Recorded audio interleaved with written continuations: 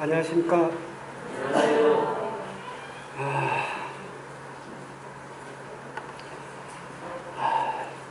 형제 자매님들보다 더 작고 더 작은 저에게 이와 같은 기회를 주신 주님께 먼저 감사를 드립니다.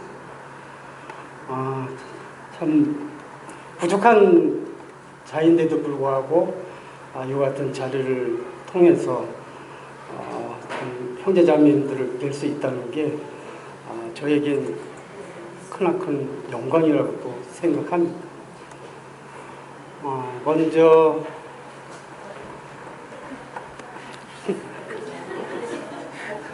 감사합니다.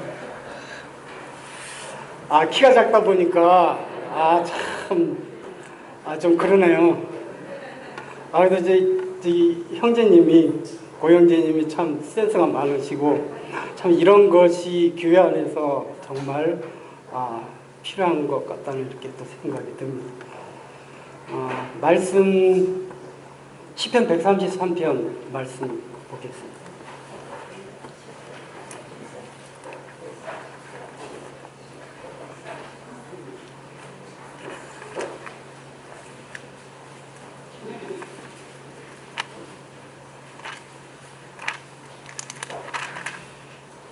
이 133편은 3절밖에 없습니다.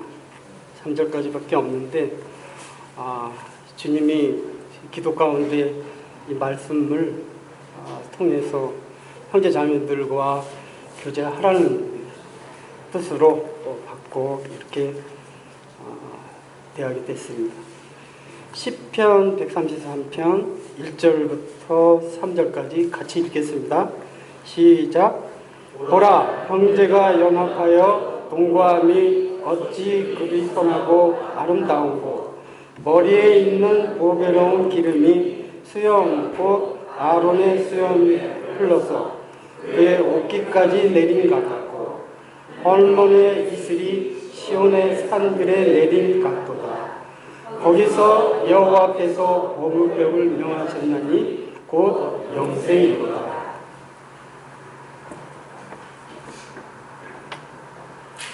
네, 이 시편 133편을 읽으면 생각나는 게 무엇이죠? 떠오르는. 네, 그렇습니다. 교회입니다. 이 시는 다윗의 시라는 표제가 붙어 있고 또 성전에 올라가는 노래라고 되어 있습니다. 이 표제는 시편 120편부터 134편까지 연결이 되어 나오는데 이런 형식의 시를 가리켜서 지혜의 시편들 혹은 순례의 시편들로 분류를 합니다. 이런 시편들은 직접적으로 예배와 관련을 가지고 있지는 않지만 표제가 밝힌 대로 성전에 올라가는 노래입니다. 이스라엘 백성들은 특별히 6월절이나 오순절, 초막절 이와 같은 대명절 때에 모두가 예루살렘 성전으로 올라가 하나님을 섬겼습니다. 그때 그들이 성전으로 올라가면서 부른 노래들이 이런 시들입니다. 그 노래들 중에서도 우리에게 가장 친숙한 것이 바로 이 시편 133편이라고 생각이 되어집니다. 그 이유는 이 노래가 담고 있는 내용이 교회의 모습을 많이 연상케 해준다는 것입니다. 가장 우리의 마음을 끄는 구절이 뭡니까? 바로 1절입니다. 보라, 형제가 연합하여 동거함이 어찌 그리 선하고 아름다운가.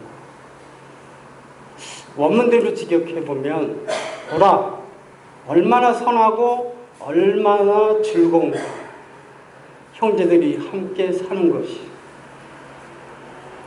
라고 되어 있습니다. 그래서 1절을 충분히 뜻을 살려 번역해보면 이렇습니다. 형제들이 연합하여 함께 사는 것이 얼마나 좋고 즐거운가. 이 대목에서 다윗을 생각해 보면 다윗은 이스라엘 왕으로서 자신을 다스리는 이스라엘 백성들을 자주 생각했을 것입니다. 그들은 한때 사울 왕의 세력과 또 다윗을 추종하는 세력으로 나뉘었습니다. 그러나 사울 왕이 죽은 후에 이스라엘은 다윗을 중심으로 통일 왕국을 세울 수 있었습니다. 같은 동족으로서 분열하여 싸운다는 것은 참으로 불행한 것이고 또 비참한 것입니다. 다윗은 누구보다도 동족 간의 그 분열과 싸움을 통해서 그 뼈저린 그 아픔을 경험한 사람입니다. 그리하였기에 통일된 이스라엘의 모습을 바라보는 것이란 엄청난 감회요, 표현할 수 없는 기쁨이었을 것이라고 생각이 됩니다. 바로 이런 감격에서 나온 시가 시편 133편입니다. 먼저 우리가 주목할 단어는 형제들입니다. 다윗은 이스라엘을 그렇게 불렀습니다. 그들은 하나님의 부르심을 받고 아브라함과 이삭과 야곱의 대를 이어오면서 이스라엘이라는 이름으로 하나가 된 형제들입니다. 그 다음에 주목할 단어는 바로 연합과 동거입니다. 연합은 아주 친밀한 관계를 말합니다. 창세기 2장 24절을 보면 이러므로 남자가 부모를 떠나 그 아내와 합하여 둘이 한 몸을 이룰지니라고 말씀합니다. 부부가 한 몸을 이루는 것이 바로 연합입니다. 다른 말로 표현하면 통일 그리고 일치라고 말할 수 있습니다. 이 연합이 이루어질 때 비로소 동거할 수 있는 것입니다. 사도 바울이 쓴 에베소서 말씀을 한번 보겠습니다. 같이 찾아보겠습니다. 에베소서 4장 1절로 6절 말씀입니다.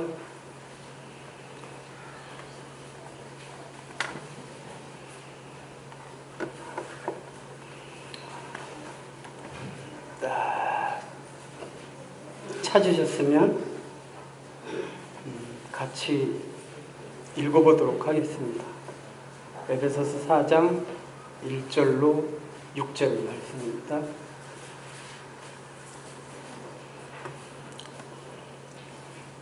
찾으셨으면 같이 읽겠습니다. 시작. 그러므로 주 안에서 갇힌 내가 너희를 권하노니 너희가 부르심을 받은 일에 합당하게 행하여 모든 겸손과 온유로 하고 오래 참음으로 사랑 가운데서 서로 용납하고 평안에 매는 줄로 성령이 하나 되게 하신 것을 힘써 지키라. 몸이 하나요 성령도 한 분이시니 이와 같이 너희가 부르심의 한 소망 안에서 부르심을 받았느니라. 주도 한 분이시요 믿음도 하나요 세례도 하나요 하나님도 한 분이시니 곧 만유의 아버지시라. 만유 위에 계시고 만유를 통일하시고 만유 가운데 계시도다. 네, 하나님께서 우리를 부르신 목적이 어디에 있습니까? 하나가 되라는 것입니다.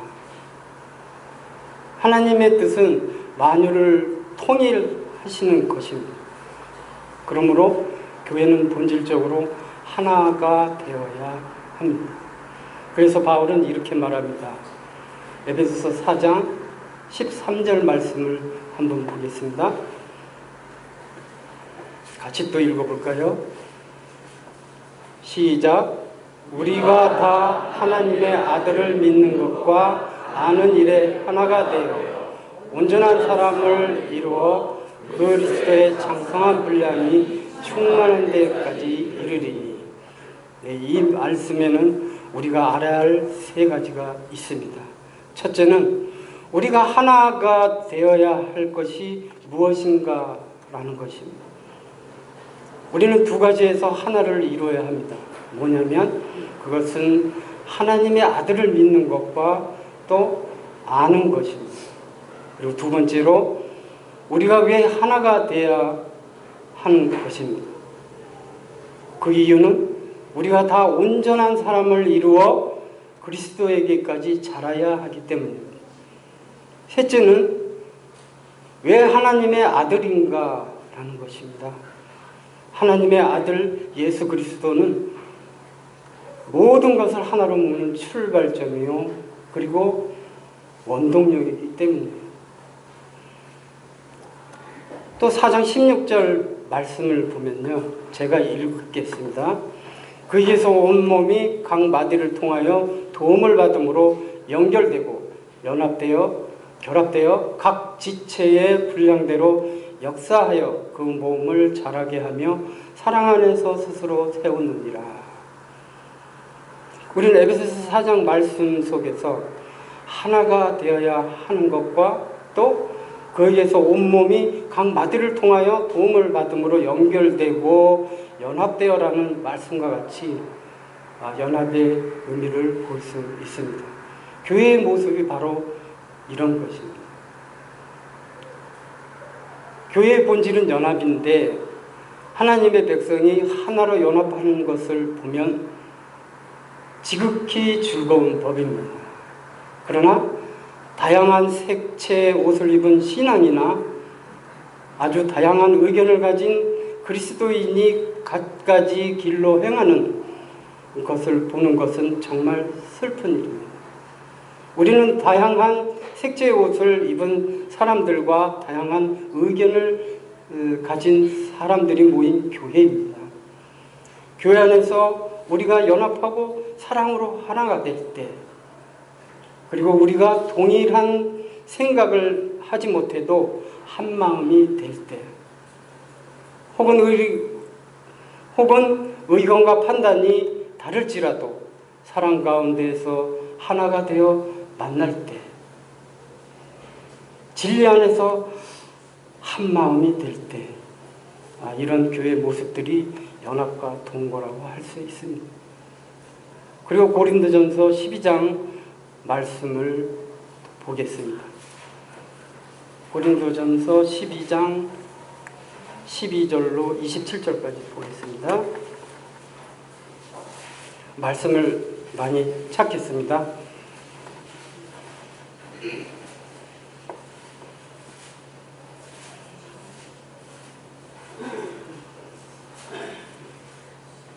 이 12장에서는 우리가 서로에 대하여 지체됨에서 기인한 상호 간의 관계에 대해 놀라운 특성을 보게 될 것입니다.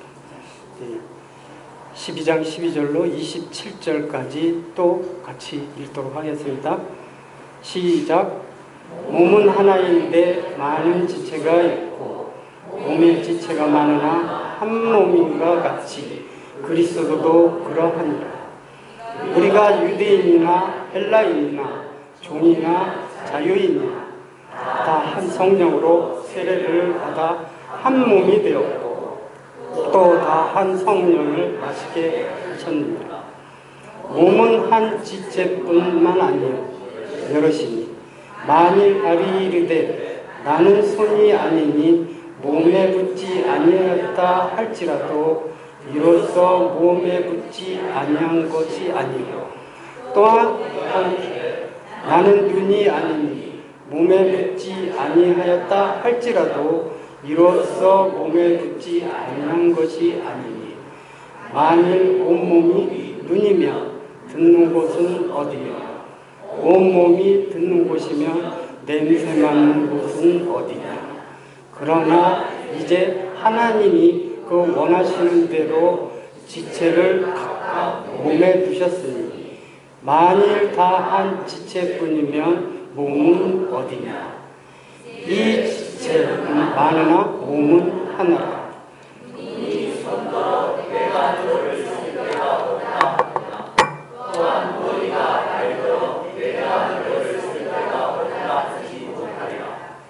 그뿐 아니라 더 약하게 보이는 몸의 지체가 도리어 유익하고 우리가 몸에 덜 귀히 여기는 것들을 더욱 귀한 것들로 입혀주며 우리의 아름답지 못한 지체는 더욱 아름다운 것을 얻느니라. 그런즉 우리의 아름다운 지체는 그럴 필요가 없느니라. 오직 하나님이 그 부족한 지체에게 귀중함을 더하사 몸 가운데서 분쟁이 없고 오직 여러 지체가 서로 같이 돌보게 하셨느니라. 만일 한 지체가 고통을 받으면 모든 지체가 함께 고통을 받고 한 지체가 영광을 얻으면 모든 지체가 함께 즐거워하느니라. 너희는 그리스도의 몸이요 지체의 각 부분이라. 네, 감사합니다. 12장은 몸은 한 지체가 아니요 여럿이며 각 지체는 몸 안에 자신의 위치를 가지고 있다고 말씀하고 있습니다. 사도 바울은 만일 발이 말하기를 나는 손이 아니니 몸에 속하지 아니하였다 하면 이로써 몸에 속하지 아니한 것이뇨? 라고 묻습니다. 또한 사도 바울은 각각 몸 안에서 갖는 특유의 위치는 하나님의 주관적 행위의 결과임을 세심하게 보여주고 있습니다. 또한 바울은 몸 안에 많은 지체가 있지만 오직 한 몸임을 잊지 말도록 주의를 주고 있습니다. 몸의 각 지체는 다른 모든 지체를 필요로 한다는 것입니다. 왜냐하면 눈이 손에게 나는 내가 필요 없다 하거나 머리가 발에게 나는 내가 필요 없다 하지 못하기 때문입니다. 사도 바울은 하나님께서 몸에 분열이 없고 오직 지체들이 서로 같이 돌보게 하고자 몸을 고르게 하셨다고 말하고 있습니다.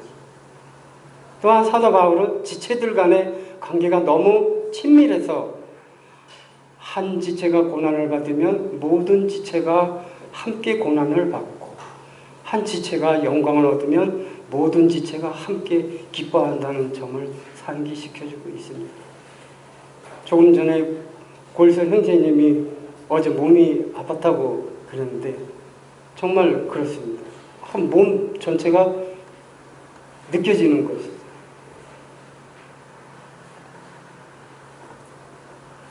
주님은 사도 바울을 통하여 우리의 연합에 대해서 몸과 지체의 관계를 말씀해 주셨습니다. 즉 손은 손으로서 역할을 하고 발은 발로서의 역할을 하고 눈은 눈으로서 귀는 귀로서 각자의 역할을 충실히 할 때 건강한 몸이 되는 것처럼 그리스도 안에서 온전하게 연합할 수 있다는 것입니다. 이것은 우리가 부르심을 받은 그 일에 최선을 다할 때 진정한 연합을 이룰 수 있다는 것을 말해주고 있습니다. 시편 133편 2절에서 형제의 연합을 설명하기 위해 두 가지 비유를 사용하고 있는데 바로 보배로운 기름과 헐몬의 이슬입니다. 기름의 향기는 온몸을 아름답게 합니다. 그리고 산 이슬은 그 지역을 풍요롭게 만듭니다. 이처럼 형제사랑은 하나님의 놀라운 축복으로서 서로에게 은혜와 유익을 끼치는 것입니다. 우리가 세상을 살아감에 있어서 모든 것이 가하기는 하지만 될 수 있으면 자기의 유익보다 남의 유익을 구하며 덕을 세워야 합니다. 고린도전서 10장 23절로 24절 말씀을 제가 읽어드리겠습니다. 모든 것이 가하나 모든 것이 유익한 것이 아니요 모든 것이 가하나 모든 것이 덕을 세우는 것이 아니니 누구든지 자기 유익을 구하지 말고 남의 유익을 구하라. 시편 133편 그 2절에서 흘러서 내림 같고 라는 말씀이 있습니다.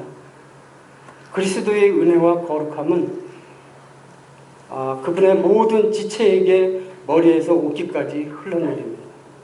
이 기름은 거룩했습니다. 하나님의 명령에 따라 예비된 것이었습니다. 이제 또 출애굽기 30장 말씀을 또 찾아보겠습니다. 출애굽기 30장 22절로 25절 말씀입니다.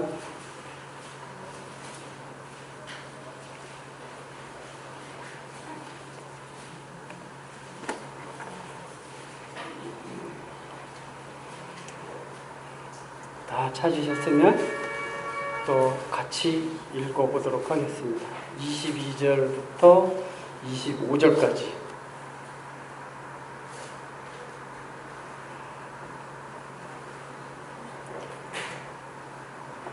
관유를 만드는 말씀에 대해서 나오고 있습니다. 같이 읽겠습니다. 시작. 여호와께서 모세에게 또 말씀하여 이르시되 너는 상득 향품을 가지되 액체 몰약 500세겔과 그 반수의 향기로운 육개 250세겔과 향유용 250세겔과 계피 500세겔을 성소의 세겔로 하고 감난 기름을 한 흰을 가지고 그것으로 거룩한 관유를 만들 때에 향을 제조하는 법대로 향기름을 만들지 이것이 거룩한 관유가 되었지라. 네, 교회의 연합은 신성한 것입니다. 이는 하나님께서 명령하신 사랑에서 나오는 것이고 하나님이 정하신 원리에 입각하며 하나님의 정하신 목표를 위하여 존재해야 하기 때문입니다. 머리에 있는 보배로운 기름이 수염 곧 아론의 수염에 흘러서 그 옷깃까지 내림 같고 라는 이 말씀은 거룩한 기름을 부어 제사장으로 임할 때의 모습을 이야기한 것입니다. 또 29장 출애굽기 29장 4절로 9절 말씀을 또 보겠습니다. 간유의 제사장 위임식에 대해서 계속 나오고 있습니다. 출애굽기 29장 4절로 9절 또 같이 읽겠습니다. 시작.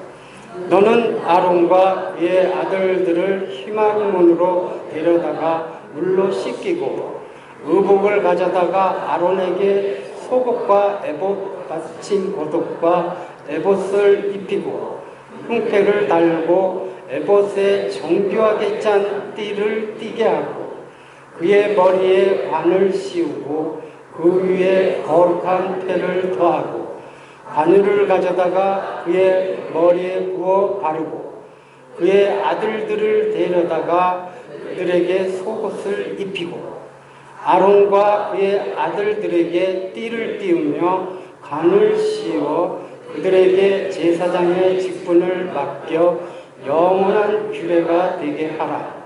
너는 이같이 아론과 그의 아들들에게 위임하여 거룩하게 할지니라.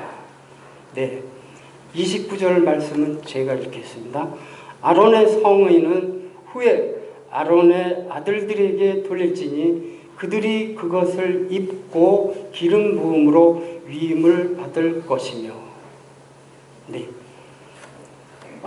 제사장들의 위임 절차가 나오는데 제사장을 세울 때는 먼저 제사장을 희망문으로 데려다가 온몸을 물로 씻기고 제사장 의복을 입힙니다. 그리고 관유라고 부르는 기름을 머리에 붓습니다. 본문에 보면 보배로운 기름이라고 말한 것이 바로 이 관유입니다. 관유는 거룩하게 구별하는 일 외에는 사용하지 않는 거룩한 기름입니다. 그런데 이 기름을 부을 때 조금 붓지 않습니다. 흠뻑 붓습니다. 그 기름이 머리에서 수염을 타고 가슴을 흠뻑 적신 후에 발 아래 옷깃까지 흘러내리게 되는 것입니다. 이것은 머리부터 발끝까지 거룩해지는 의식인데 이 예식은 세상과 구별하는 거룩한 예식입니다. 그 기름은 확산력이 엄청 큽니다. 이는 아론의 머리에 머물러 있지 않고 옷깃까지 내려 흘렀다고 말씀하고 있습니다. 흘러서 내린 같고라는 이 말씀을 보면 그리스도의 은혜는 확산력이 매우 커서 우리에게 거룩함을 전해주는데 그 거룩함은 그리스도의 모든 지체에게 머리에서 옷깃까지 흘러내리는 것입니다. 그리스도는 기름 부음을 받은 분일 뿐만 아니라 우리에게 기름을 부으시는 분입니다. 우리는 왜 여기서 제사장 위임식 장면이 나오는지 아셔야 됩니다. 그것은 뭐냐면 구약의 이스라엘 백성에게 있어서 신앙의 최고의 모습이며 신앙의 가장 아름다움의 극치를 이 제사장의 위임식으로 보았기 때문입니다.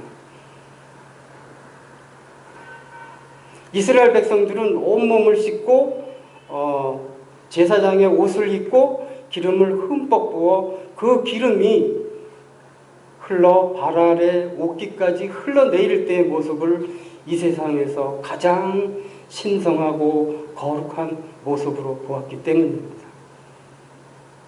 말씀 성도들이 함께 모여서 교제를 나누는 것이야말로 세상의 아름다움을 뛰어넘어서 신성하고 거룩한 아름다움마저 있는 것이기 때문이죠.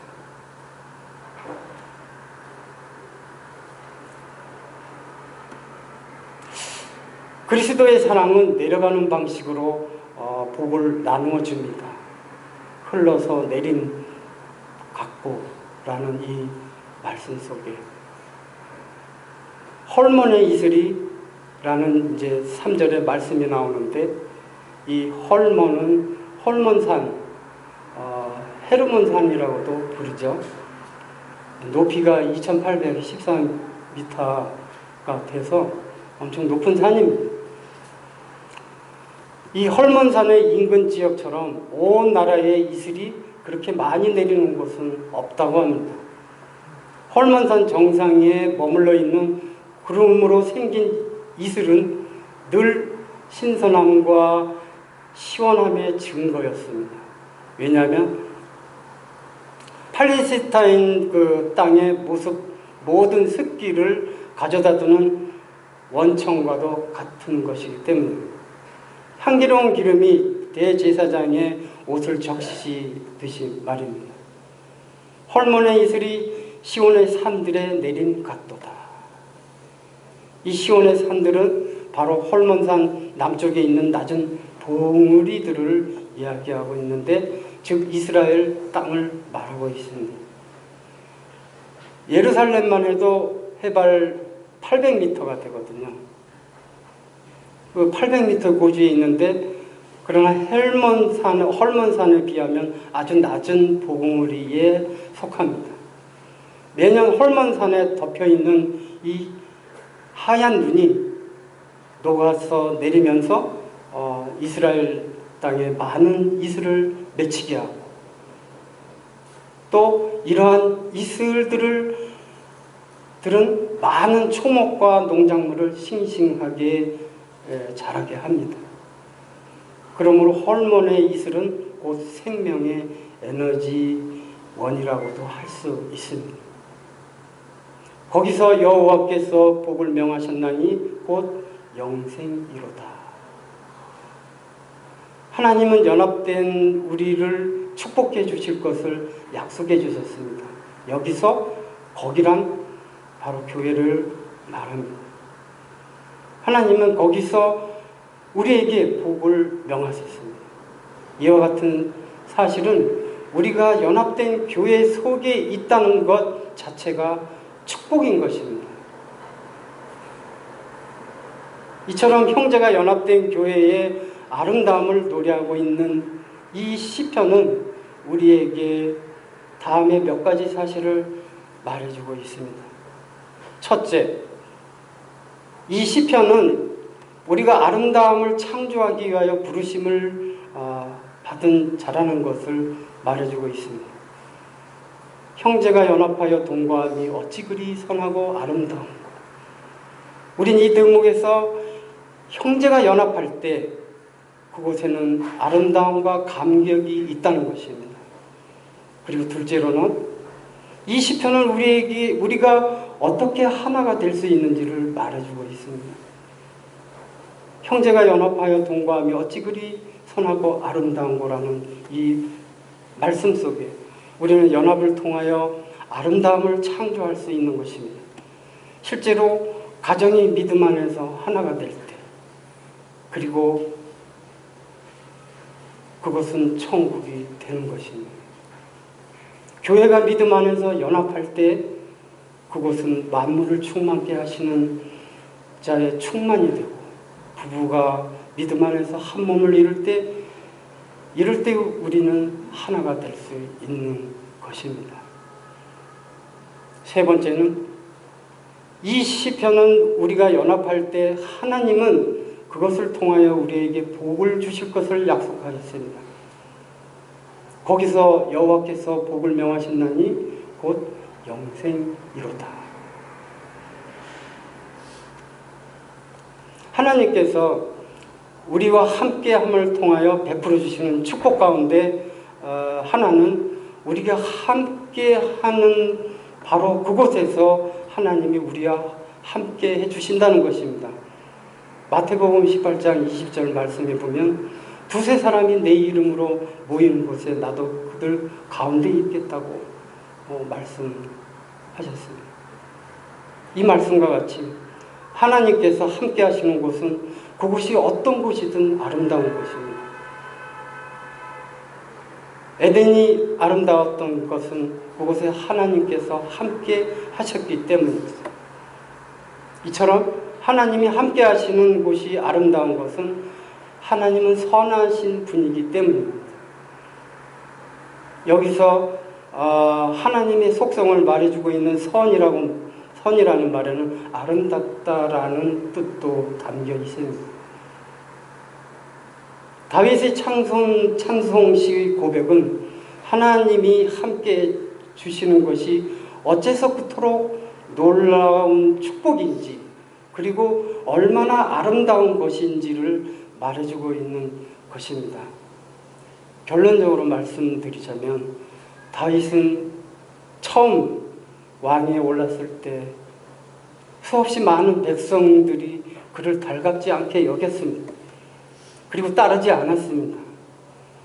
그러나 하나님의 손이 전혀 예기치 못한 기이한 방법으로 백성들을 화합으로 이끄셨어요. 오랫동안 침울했던 혼란과 분열에서 벗어나서 화평을 건면하는 다윗의 시편을 통해서 우리는 사랑과 협력의 중요성을 알게 됩니다. 성도들의 화목과 연합은 하나님의 명하신 영생의 축복 가운데 있는 것입니다.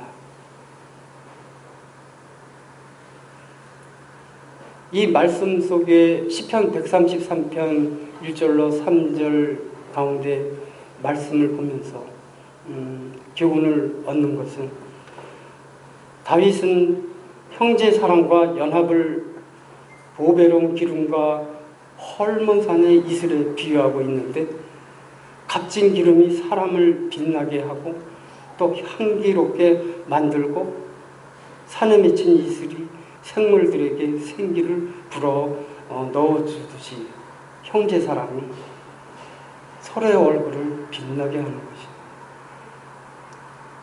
그리고 서로에게 유익을 끼치는 일이라고 생각이 되어집니다.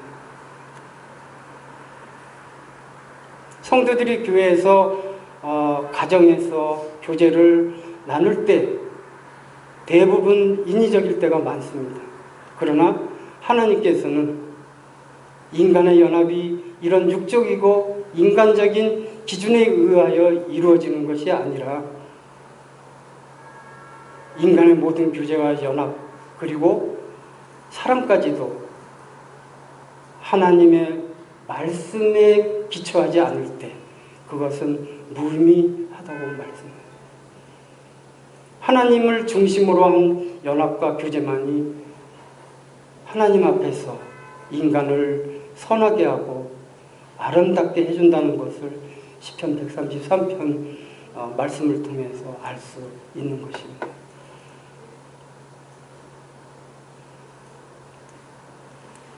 저는 91년 2월 3월 달에 이천교회에서 구원받고 경기도 광주교회에서 한 5년간 주님을 섬기다가 다시 이천교회에 와서 주님의 놀라운 은혜로 경북 울진 원자력 발전소에 취직이 되어서 2005년도에 그곳에 오게 되었습니다. 이제 그곳에 모임이 없어서 찾던 중에 삼척교회로 나가게 되었습니다. 거기서 10년 동안 주님을 섬기면서 해오던 중에 선한 저의 그 뜻이 처음에는 선한 뜻으로 여기서 이제 울진에서 그곳에 삼척교회에서 나와가지고 울진에서 가정 예배를 드리게 되었습니다. 처음에는 선한 뜻으로 이렇게 생각했었는데 과정을 겪어보고 나중에 생각해 보니까 제가 또 제 뜻이 많이 앞섰던 것을 보게 되었습니다. 그래서 제가 울진에서 가정 예배를 드리고 그리고 한 가정이 더해지고 두 가정이 더해지면서 이게 뭐지?